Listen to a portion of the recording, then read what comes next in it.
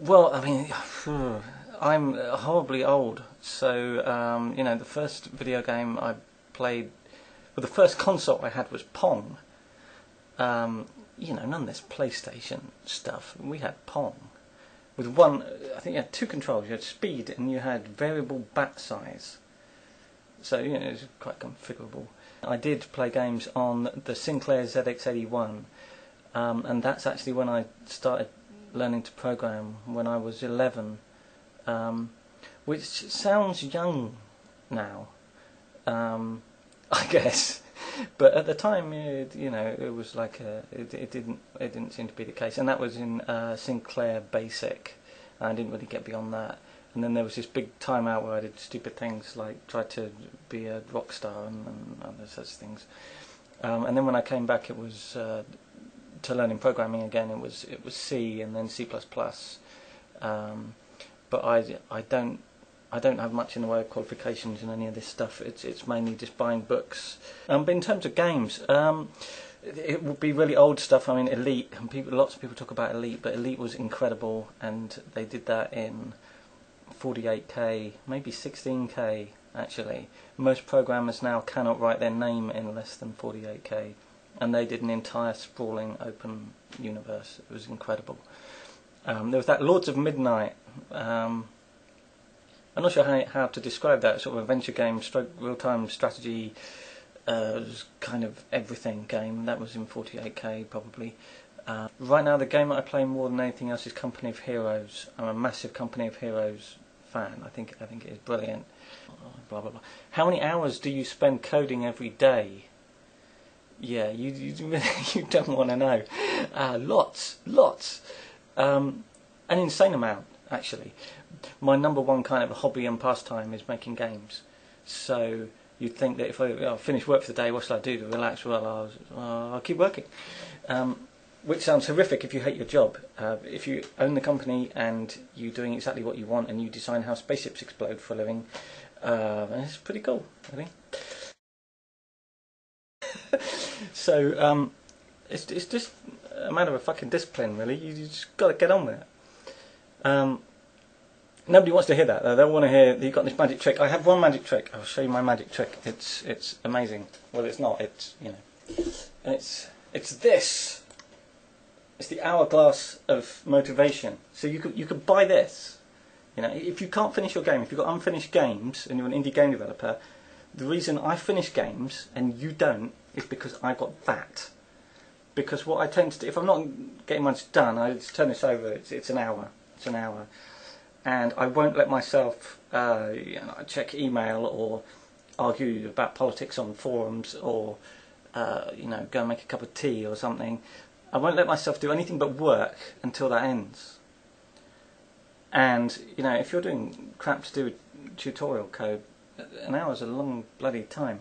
Something like that. It doesn't have to be as incredibly sort of, you know, Regency and British and over the top as that, you know. But it's cool, I like that. Okay, some geeky coding-y stuff. For anyone who's a programmer and cares about such stuff.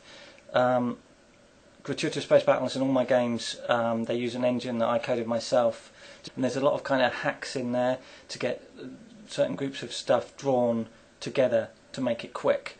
And people always sort of say, oh, why don't you use occlusion culling, and, you know, why don't you sort by Z, and all this kind of crap. And that's great, fantastic. Why don't we sort by Z order? That was brilliant. Then we could draw everything fast, just like they do in 3D games. But no, it won't work, because there's an enormous amount of alpha blending that has to happen in certain orders, and so because you can't really do that with the Z ordering stuff that most people use in their 3D engine. I am tragically a bit of a space geek, or I was. I remember going to see Star Wars, and I was obsessed with Star Wars. I mean, I was 7 when Star Wars came out, so I was just the right age to remember how shit science fiction was before Star Wars. And if you see it now, you sort of think, but if you remember sort of, you know, Saturday morning Flash Gordon in black and white, and which was all that seemed to be on TV, and not that I'm that old.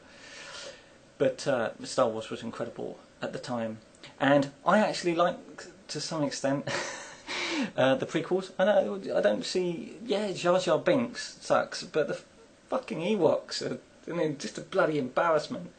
You know, there's no bloody difference really, except Jar Jar Binks is more convincing.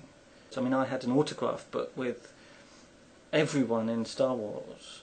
I had the autographs of people with no lines. What was it, Lobot? I don't remember Lobot, but he's in The Empire Strikes Back, and he's the guy who doesn't speak, and he's got these things on his head and he's bald. I've got his autograph. Yeah, why? I also have Boba Fett's autograph. You know, we can understand that, I guess. And pretty much all of them. But yeah, I am a bit of a Trekkie as well. I don't spend my whole time on the internet arguing over who was the best captain.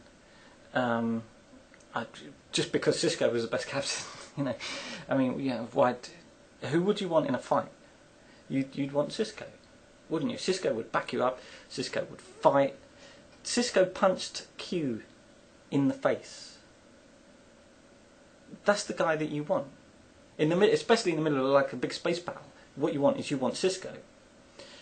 Yeah, you don't. Fuck Kirk. It's just too long ago, and he's an embarrassment. You know, but Picard, in the middle of a bloody space battle, he's going to fuck off and have a bloody board meeting with a psychiatrist. What's that about? You don't want that. And Janeway, what help is Janeway going to be to you in a fucking battle? None. And I'll tell you why she'd be no help. Because she'd be stuck in the fucking Delta Quadrant.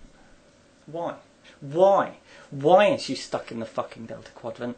Because of the Ocampa. And no one cares about the Ocampa. They meet them 5 minutes later, they decide to strand themselves in the fucking Delta Quadrant. What? Does no one on Voyager have the balls to just say, look, sorry, this is not what I signed up for. Fuck that, we're going home. So yeah, Sisko.